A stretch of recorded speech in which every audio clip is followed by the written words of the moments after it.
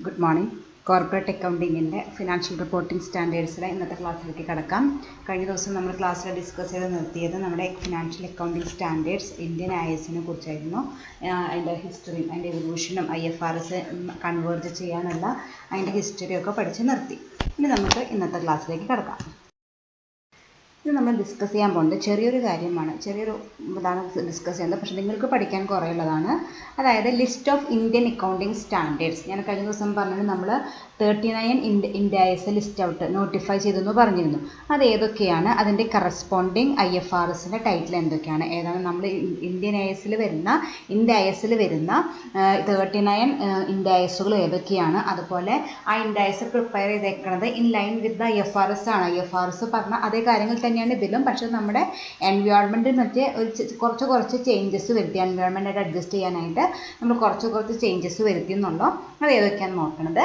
First one is Indian Accounting Standards Ind AS 1, that is Presentation of Financial Statement. അതാണ് അതിൻ്റെ പേര്, Ind AS 1 Presentation of Financial Statement. അതിൽ IFRSൻ്റെ പേര് എന്ന് പറയുന്നത് IAS 1 Presentation of Financial Statement. അതാണ് ഒന്നാമത്തെ. അപ്പോൾ Ind AS 1 അപ്പുറത്തെ IAS means international accounting standard 1. അത് നമുക്ക് ഇന്ത്യയിലേക്ക് കൊണ്ടുവന്നപ്പോൾ അതിനെന്താക്കി മാറ്റി, Ind AS 1 ആക്കി മാറ്റി. That deals with presentation of financial statements. Second one Ind AS 2, that is inventory. അപ്പുറത്ത് എന്തായിരിക്കും IAS 2 international accounting standards 2 inventory, അത് തന്നെ. Then the third one is Ind AS 7 ആണ്. That deals with statement of cash flow statement ഉണ്ട്, അതാണ് Ind AS 7 deal ചെയ്യുന്നത്. അപ്പുറത്ത് IAS 7 statement of cash flow. Fourth one is Ind AS 8. Continuous number അല്ലാട്ടോ Ind ASനുള്ളത്, അത് alternative ചില ഗ്യാപ്പൊക്കെ വന്നിട്ട് ശ്രദ്ധിച്ചോളൂ. Ind AS 8 ആണ്. That deals with accounting policies, changes in accounting estimates and errors. അപ്പുറത്തെ കറസ്പോണ്ടിങ് IFRS എന്ന് പറയുന്നത് IAS 8 accounting policies, changes in accounting estimates and errors. Next one is IAS 10, Ind AS 10, that is events after reporting period, that is അപ്പുറത്ത് IFRSൻ്റെ വരുന്നത് IAS 10 events after reporting and period. Then the sixth one is Ind AS 12, that deals with income tax. അപ്പുറത്ത് IFRSലെ IAS 12 income tax തന്നെ. Then Ind AS 16 property, plant and equipments. അപ്പുറത്തത് Ind AS 16 തന്നെ property, plant and equipments. Then the eighth one is Ind AS 19 employee benefits. Corresponding IFRS is IAS 19 employee benefits തന്നെ.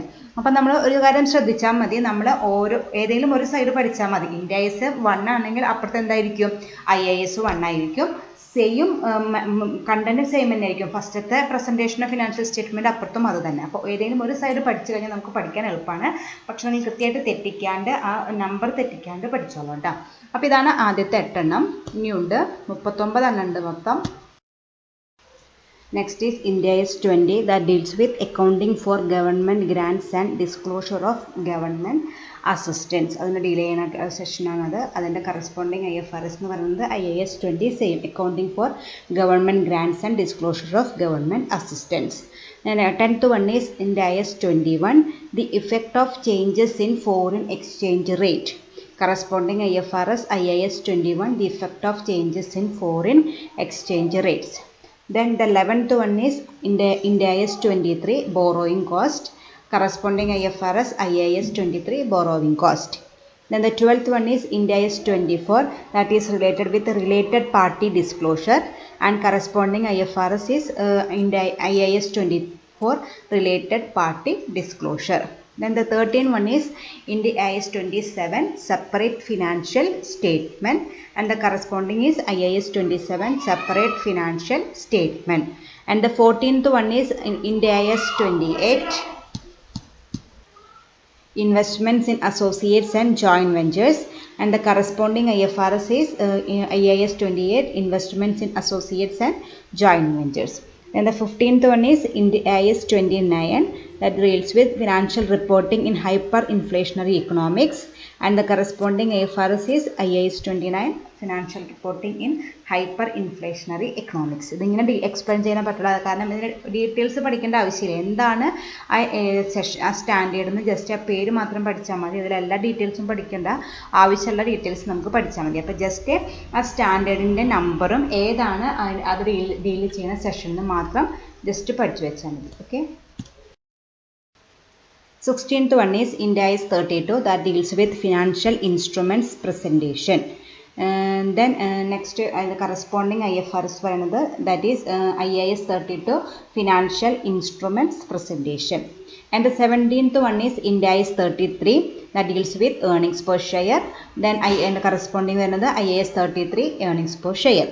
Then the 18th one is Ind AS 34 that deals with interim financial reporting, and the corresponding IFRS is IAS 34 interim financial reporting. And 19th one is Ind AS 36 that it deals with the impairment of assets, IAS 36 impairment of assets. Then the 20th one is Ind AS 37 that deals with provisions, contingent liabilities and contingent assets, and the corresponding IFRS is IAS 37 provisions, contingent liabilities and contingent assets.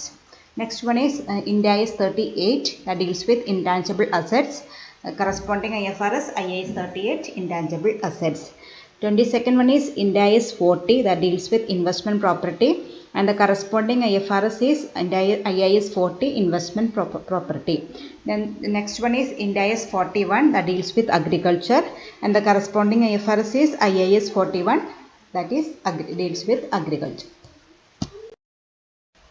Next is Ind AS 101 that is first time adoption of Indian accounting standards. അതിൻ്റെ order മാറിയിട്ട 41 കഴിഞ്ഞിട്ട് പിന്നെ നേരെ 101 ആണ്. Then and the corresponding IFRS IAS 101 first time adoption of Indian accounting standards. Next one is Ind AS 102 that is share based payment, corresponding IFRS IAS 102 share based payments. Next is Ind AS 103 that is business communication, corresponding IFRS IAS 103 business communication.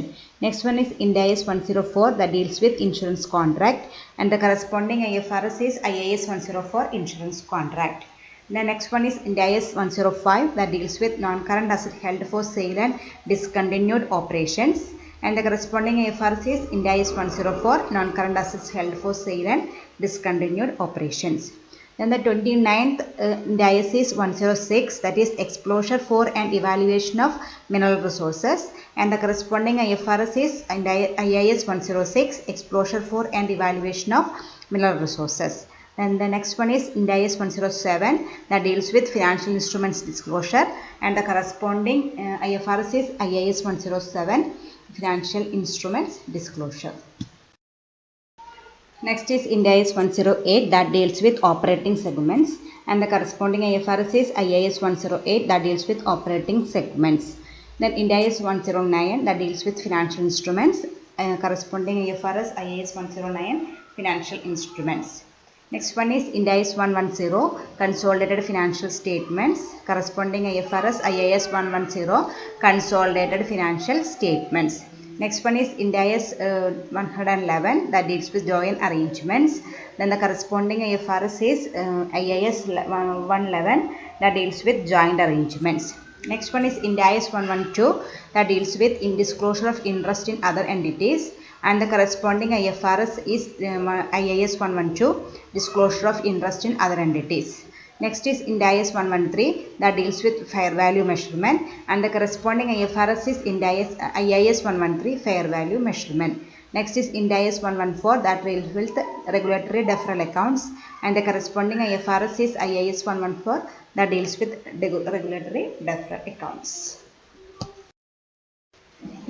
Next one is Ind AS 115 that deals with the revenue from contracts with customers, and the corresponding IFRS is IAS 115 revenue from contract with customers. And the last one is in IAS 116 that deals with lease, and the corresponding IFRS is IAS 116 that deals with lease. ഇതാണ് ഞാൻ നേരത്തെ പറഞ്ഞോണം, എനിക്കിത് explain ചെയ്യേണ്ട ആവശ്യമില്ല, കാരണം ഇത് അങ്ങനെ detail ആയിട്ട് എക്സ്പ്ലെയിൻ ചെയ്യേണ്ട ആവശ്യമില്ല. ഏതൊക്കെയാണ് അക്കൗണ്ടിങ് സ്റ്റാൻഡേർഡ്സും ഏതൊക്കെയാണ് അതിൻ്റെ നമ്പറൊന്നും സെഷനൊന്നും കൃത്യമായിട്ട് നിങ്ങൾ പഠിച്ചു വെക്കണം. ഒറ്റയടിക്ക് പഠിച്ചു വെക്കാൻ ബുദ്ധിമുട്ടാണ്. അപ്പോൾ ജസ്റ്റ് ഇപ്പോൾ എഴുതി വയ്ക്കുക, എന്നിട്ട് കുറേശ്ശെയായിട്ട് 39 എണ്ണം പഠിച്ചുണ്ടാക്കണം. അപ്പോൾ കുറേശ്ശെയായിട്ട് ആ നമ്പറും അതിൻ്റെ ഇത് മാത്രം പഠിച്ചാൽ മതി.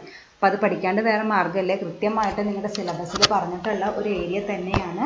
കൃത്യമായിട്ട് ആ സിലബസ് ഞാൻ അന്ന് തുടക്കത്തിൽ തന്നതിൽ നോക്കിയാൽ ഫസ്റ്റ് മൊഡ്യൂളിൽ കൃത്യമായിട്ട് അവിടെ പറയുന്നുണ്ട് ലിസ്റ്റ് ഓഫ് IFRS ആൻഡ് ഇൻഡ് AS വിത്ത് ഒബ്ജക്റ്റീവ്സ് എന്ന് കൃത്യമായിട്ട് സിലബസിൽ പറയുന്നുണ്ട്.